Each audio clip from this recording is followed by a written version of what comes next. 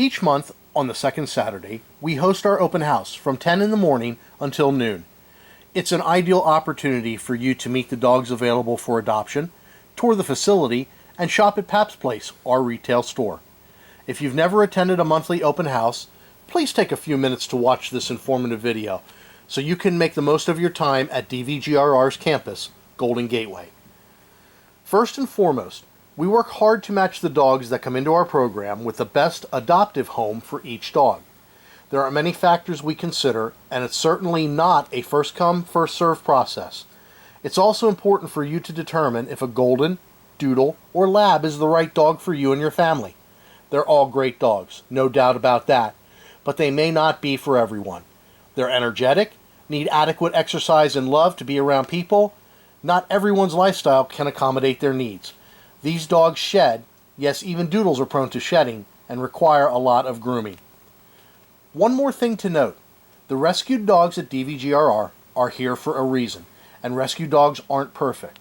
In fact, without an investment of time and energy in training, no dog is perfect.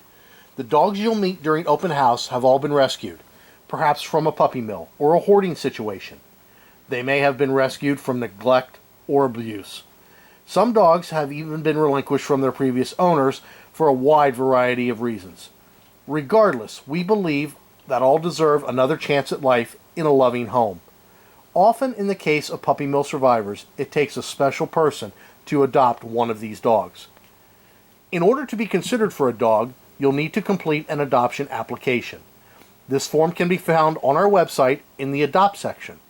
Here you'll also find the eligibility requirements as well as answers to practically every question you may have. Some people have very strict guidelines about the kind of dog they're looking for. If you're looking for a purebred, 2-year-old female golden that's house-trained, good with kids, cats, and dogs, doesn't pull on a leash, and is relatively calm, you will be waiting for a long time because that dog is rarely relinquished to a rescue. Perhaps open your arms a bit wider and consider an older dog if a calm dog is a priority. Or consider a smaller dog, maybe a golden mix, if you are concerned about a large dog pulling on a leash. Honestly, the staff favorites and the best dogs rarely look perfect on paper. Once you've submitted your application, our adoption team will review it and contact you with any additional questions and to schedule a home visit or phone interview. Only approved applicants will be considered for a dog during the monthly open house, and adoptions may not be finalized at the event. Before you arrive, we suggest you begin by reviewing the dogs featured on our website to see which ones might be right for you. You'll see photos, a brief description about the dog, and other criteria. For example, if a dog must be the only dog in the home, and whether or not the dog is suitable for children, as well as any fence requirements. Please keep in mind that not every dog is featured on our site. Often, there are several dogs available at the open house that are not yet listed on the website. We are continually matching dogs with adopters and almost always have more approved applicants than dogs. When you arrive and after you check in, you can look for the dogs you've seen on the website as well as others. Each dog is identified by a sign with their name and other relevant information and will be on a leash with a handler. Our handlers are volunteers, so if you have specific questions about a dog, including health, behavior, and what history we may have about the dog, please see a DVGRR employee in a blue team jersey. They'll be happy to answer your questions. Of course, you'll want to interact with the dog and get to know them better. So here are a few do's and don'ts regarding that interaction. Do approach calmly and slowly, or let the dog come towards you. Extend your hand so the dog can sniff you. Stroke under the chin or along the dog's neck and back. As long as they're calm and relaxed, kneel down next to the dog. Talk in a quiet, calm voice. Supervise your children closely, making sure they don't rush up to a dog, and first ask the handler if your kids can pet the dog. Please be sure to take cues from the dog regarding continuing your interaction. Follow directions from the volunteer dog handlers. If they feel a dog is being overwhelmed by too many visitors and ask you to give that dog some space, it's for your safety and that of the dog. As for the don'ts, Don't lean over the dog. It can be perceived as threatening. Don't try to hug or kiss the dog or get too close face to face. Don't stare. That's another perceived threatening behavior.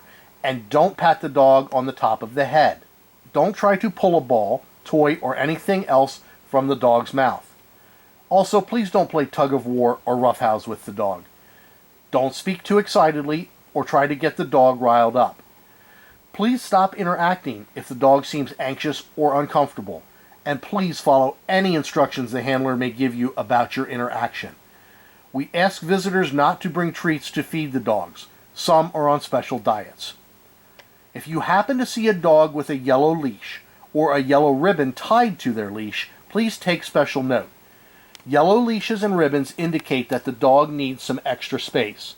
They're not aggressive, usually quite the opposite. They may have issues with fear, pain from a recent surgery, limited socialization, or other reasons specific to that dog. We want the dog's interaction with people to be positive, so please approach a yellow ribbon dog very calmly and slowly. If there are other people around, don't crowd the dog. Please wait patiently for your chance to interact. We have added a new area to our open house space, the shy dog area.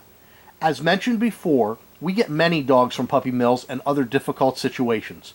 Some of them are very fearful of people and noises, so we have an area walled off for these dogs, and a volunteer is stationed at the entrance who will limit the number of people in that area for the dogs' and visitors' safety. Most of the dogs in this area will not be suitable for homes with children and will require a mentor dog and a physically fenced yard. Thank you for understanding that these dogs have special needs and for respecting their space. If our gatekeeper asks you to wait to enter that area, please follow their direction. Please be aware that young children are not allowed in this area. With regard to these shy dogs, we set strict criteria regarding the need for a mentor dog. A dog already in the home that can provide guidance and support for the shy dog, and a physically fenced yard, and we will not deviate from them. Since it is already somewhat stressful for these dogs to meet new people, we ask that you do not enter this area if you do not meet these two requirements for adopting one of these dogs. More information about shy dogs is available at the table by the shy dog area or by speaking to a staff person. Certainly don't hesitate to ask a staff member any questions you may have. That's why we're here. Each dog will have an information binder and a sign-up sheet located at the information table. If you are an approved applicant and you're interested in a specific dog or dogs that you meet during the event, you can sign up for that dog or dogs at the information table. The adoption team discusses sign-ups and decides on the match between dogs and families after the event. You will hear from the adoption team within a couple days after the event, and if your family is chosen for an adoptable dog, we'll make arrangements for you to come back and spend more time with the dog and hopefully finalize the adoption. Please understand that our adoption team works very hard to make the right matches between dogs and families. Again, it's not done on a first-come, first-served basis, and we consider many factors, so adoptions are typically not finalized during the event. Also, please do not bring your family dog along to the open house. When you return for your adoption appointment, a portion of that time will include a dog match where the dogs will have the opportunity to meet. Before you leave, please be sure to visit our snack bar and Pap's Place store. Proceeds from these are used to further our mission and continue to provide the highest quality care for the dogs in our program. Of course, donations are always welcome. Thank you for joining us, and thank you for possibly providing a loving home for a dog in need.